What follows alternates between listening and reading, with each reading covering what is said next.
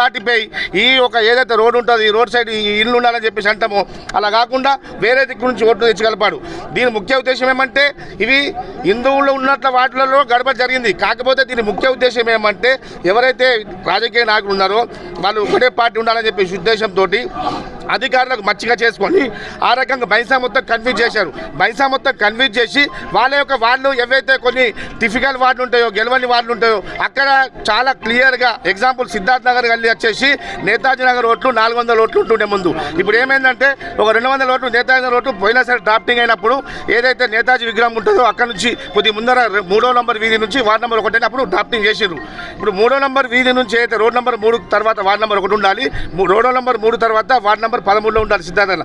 కానీ అక్కడ ఒక 150 ఓట్లు ఈ వార్డుకి వెళ్ళి తీసుకెళ్ళి ఆ రోడ్లో వేయడం జరిగింది. అంటే మీరు అద్దులైతే ఇప్పుడైతే చేంజ్ కాలే, 10 సంవత్సరాలు ఒకసారి అవుతుంది. మరి ఇవి ఎట్లా వేయినాయి? మేము కలెక్టర్ గారికి అదే అడుగుతున్నాము. మేము ఒకటే కోరుకుంటున్నాము, ఏదైతే 2019-20 డ్రాఫ్టింగ్ అయిందో ఆ డ్రాఫ్టింగ్ ప్రకారంగా తూర్పు దక్షిణ ఉత్తరం ఏదైతే ఉంటుందో దాంట్లో ఉన్న అద్దులటువంటి ఓటర్లనే ఓటర్లు ఉన్నటువంటి ఓటర్లనే ఓటు ఎలక్షన్ అయ్యే విధంగా చూడాలి. ఒకవేళ అలా కాకుండా మా వాళ్ళు అనేక మంది వార్డుల నుంచి అప్లికేషన్ ఇవ్వడం జరిగింది. వీళ్ళు చెప్తున్నారు అధికారులు టైం ఉంది, ఇంకా 10 రోజులు ఉంది, మేము చేంజ్ చేస్తామని. ఒకవేళ చేంజ్ చేయకపోతే